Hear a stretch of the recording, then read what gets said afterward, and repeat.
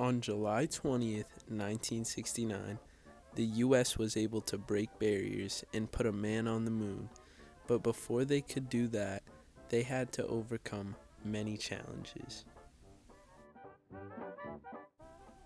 After World War II, a new conflict had arisen known as the Cold War, and it was a race between the US and the Soviet Union to achieve capabilities in space that the other did not have.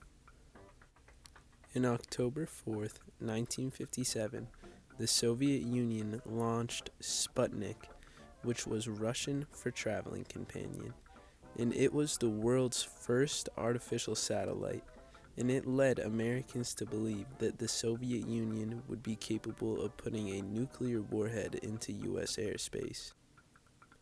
In 1958, the U.S. answered back by launching its own satellite. It was called Explorer 1, which was designed by the U.S. Army Ballistic Missile Agency under the direction of Dr. Wernher von Braun, who was born in Poland. He was the leading figure in the development of rocket technology in Germany and then became a pioneer of rocket and space technology in the United States. In the same year that Explorer 1 was launched, President Dwight Eisenhower signed a public order creating the National Aeronautics and Space Administration, a federal agency dedicated to space exploration, as well as several programs seeking to exploit the military potential of space. After all of this occurred, the Soviet Union took the next big advantage. They sent the first person into outer space. That person was Yuri Gagarin. He was able to complete one full orbit around the Earth, reaching a maximum height of 203 miles above the Earth. Once this happened, the U.S. knew that they had to make their mark in history. And that's why, in 1961, John F. Kennedy set the goal for the nation to commit itself to putting a man on the moon and having him return safely by the end of the decade. We have never specified long-range goals on an urgent time schedule or managed our resources and our time so as to ensure their fulfillment. I therefore ask the Congress, above and beyond the increases I have earlier requested for space activities, to provide the funds which are needed to meet the following national goals. First, I believe that this nation should commit itself to achieving the goal, before this decade is out, of landing a man on the moon and returning him safely to the Earth.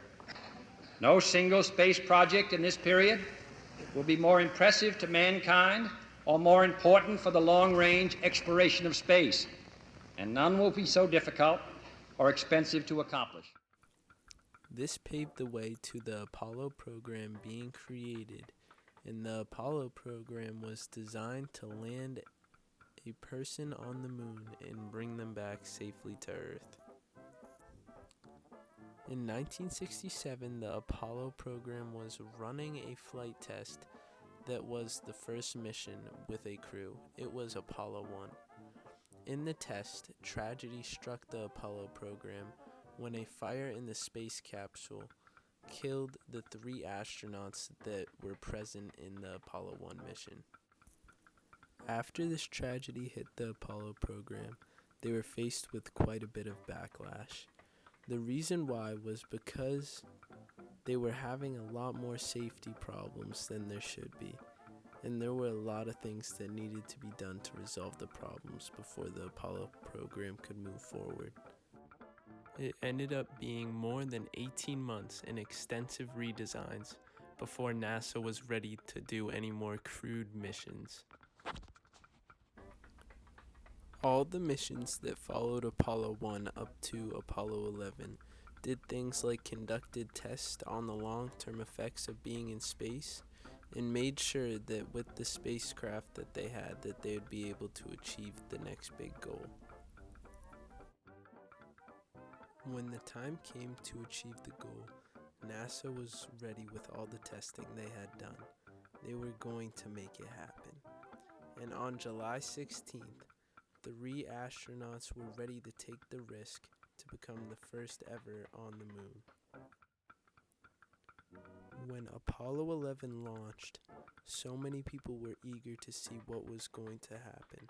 An estimated 650 million people were watching as Buzz Aldrin, Neil Armstrong, and Michael Collins made the trip to the moon. Once they got to the moon, the first one to step out of the lunar module was Neil Armstrong, and what he did and said next went down in history. The Eagle has landed. It's one small step for man, one giant leap for mankind.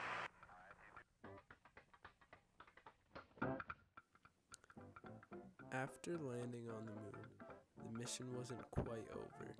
They still had to get back to Earth safely.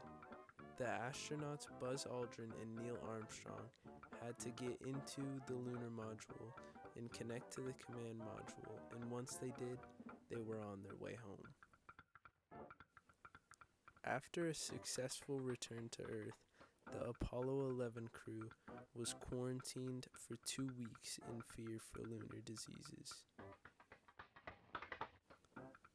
But after that, they were celebrated with things like parades because those 3 men broke the barriers of what people thought was possible by doing what nobody had ever done before.